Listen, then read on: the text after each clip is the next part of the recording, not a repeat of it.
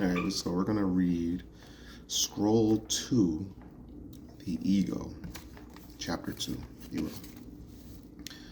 Lo, children of God, one of the schools which I, known as Al-Mufti, who is also known by many other names for the many cloaks I wear, must take you through, is the school of the ego. Know ye that this is one of the hardest attributes to destroy. This is the attribute that is carried mostly by the evil reptilian one, the serpent, Genesis 3:1, John 8:4, the Noble Quran, chapter 114, also known as the dragon, Zuan, Lucifer, Isaiah 14:12, or the devil, Revelations 12:9. He who is the son of Shakar and Mylita, the fallen angel, Nephilim. Reject him and his attributes, and let him, his children, and his seed not into your hearts, for he and his seed would only lead you through the doors of misery. However, through the Masonic Shrine, Eastern Star, and Shriner Ladies, you can learn how to burn out the ego. Through the journey of this scroll, I will impart upon your minds the works of the ego. The ego is the self-arrogating aspect of the mind. It is the ego that separates the individual from unity with others and within him or herself, for the ego asserts I-ness. The ego is the greatest obstacle to obtaining peace, for it is that which occupies the mind with whether we are better or worse, possess more or less, and have a greater or lesser power than others.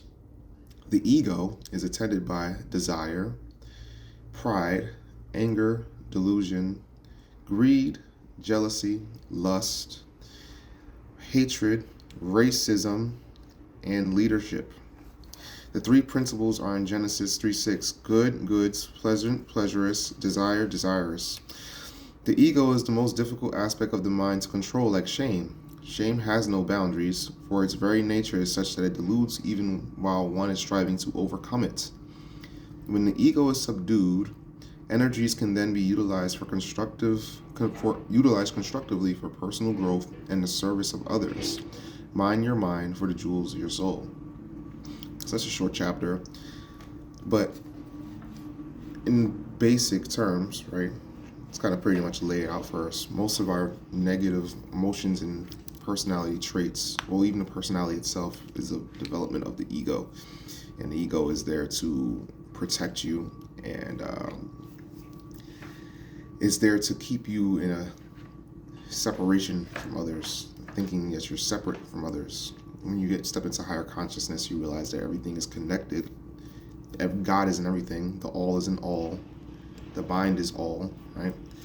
But it's the ego that keeps us separated from others. The ego that also tries to protect us from change, protect us from sometimes even us ourselves growing, because the ego likes to keep things very plain and into what it's used to and what it knows, right?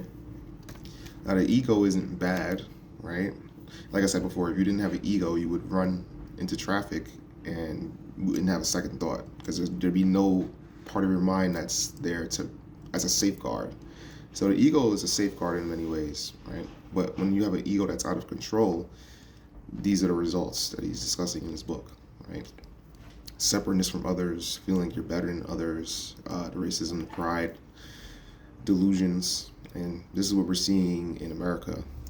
Ego out of control. So there you go. That's scroll 2, the ego.